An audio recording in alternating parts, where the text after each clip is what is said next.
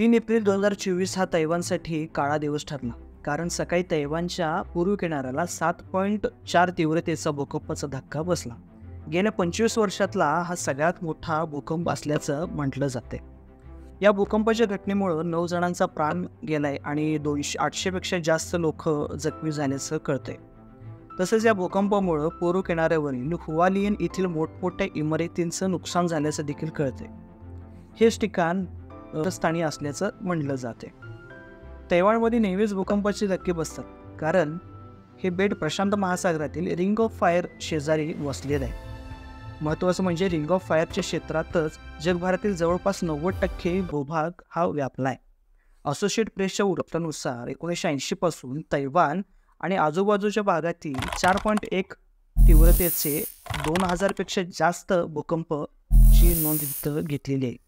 तर 5.5 तीव्रतेच्या भूकंप 100 पेक्षा जास्त झाल्याचे तिथं नोंदीमध्ये म्हटले. दरम्यान या भागातील जगभरातील 90% भूभाग हा त्या रिंग ऑफ फायरमध्ये वसला आहे.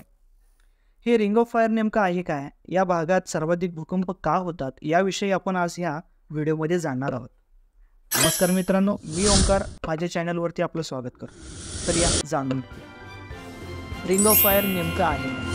रिंग ऑफ फायर ही प्रशांत महासागराच्या सभोवताली असलेल्या ज्वालामुखी भूकंपाच्या ठिकाणासाठी भूकंपाची एक शृंखला आहे. हे क्षेत्र वर्तुळाकार किंवा घोड्याच्या नालीच्या आकाराचं असून 40,250 किलोमीटर पर्यंत पसरले. या क्षेत्रालाच सर्कम पॅसिफिक बेल्ट असं देखील म्हणतात. महत्त्वाचं म्हणजे या भागात 400 पेक्षा जास्त सक्रिय ज्वालामुखी आहेत.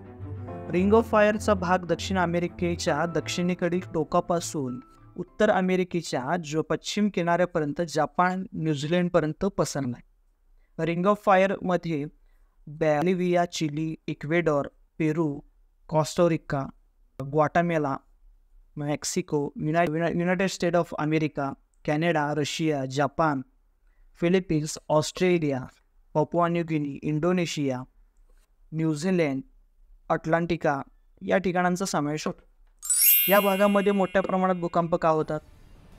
या भागातील टेक्टॉनिक प्लेटच्या सतत सरकल्याने, एकमेकांवर आदळल्याने, एकमेकांवर वर खाली झाल्याने या भागात मोठ्या प्रमाणात भूकंप होतो. मुळात या प्लेटकडे या प्लेटचे कडे जे असतात ते खडबडीत असतात, त्यामुळे एकमेकांना चिटकून राहतात आणि उर्वरित प्लेट हे सतत हलत राहतात. मात्र भूकंप तेव्हा होत नाही जेव्हा या प्लेट एकमेकांपासून दूर जातात आणि दुसऱ्या प्लेटवर खाली सरकतात, त्यावेळेस तिथं भूकंप जाणवतो. तैवानच्या बाबतीत बोलायचं झाल्यास फिलिपिन्सची प्लेट आणि युरोपियन प्लेट या 2 टेक्टॉनिक प्लेट्सच्या एकमेकांवर आदळल्यानं तैवानमध्ये भूकंप. रिंग ऑफ फायरमध्ये मोठ्या प्रमाणात ज्वालामुखी का आहे? टेक्टॉनिक प्लेटच्या हालचालीमुळे रिंग ऑफ फायरमध्ये ज्वालामुखीचे अस्तित्व आढळून येते. जेव्हा महाप्रचंड आकाराने 2 भूस्खलनखंड एकमेकांपासून आदळतात, त्यावेळेस वजनदार असलेला भूखंड दुसऱ्या भूखंडाच्या खाली सरकतो. तेव्हा तो पृथ्वीचे आवरण भेदून आत घुसलेल्या भूस्तरखंडाजवळ हळूहळू गरम व्हायला चालू होतो आणि त्या ठिकाणी लावारस तयार होतो. हा लावारस भूस्तरखंड एकमेकांवर आदळण्याच्या प्रक्रियेमुळे बाहेर येऊन पृथ्वीच्या पृष्ठभागाला पसरतो. रिंग ऑफ फायरच्या भागात ही सबडक्शन प्रक्रिया मोठ्या प्रमाणात घडते, त्यामुळेच या ठिकाणी ज्वालामुखीचं प्रमाण जास्त. मित्रांनो, ही माहिती तुम्हाला कशी वाटली कमेंटमध्ये जरूर कळवा आणि आवडल्यास चॅनलला सबस्क्राईब करा, शेअर करा आणि लाईक देखील करा. धन्यवाद.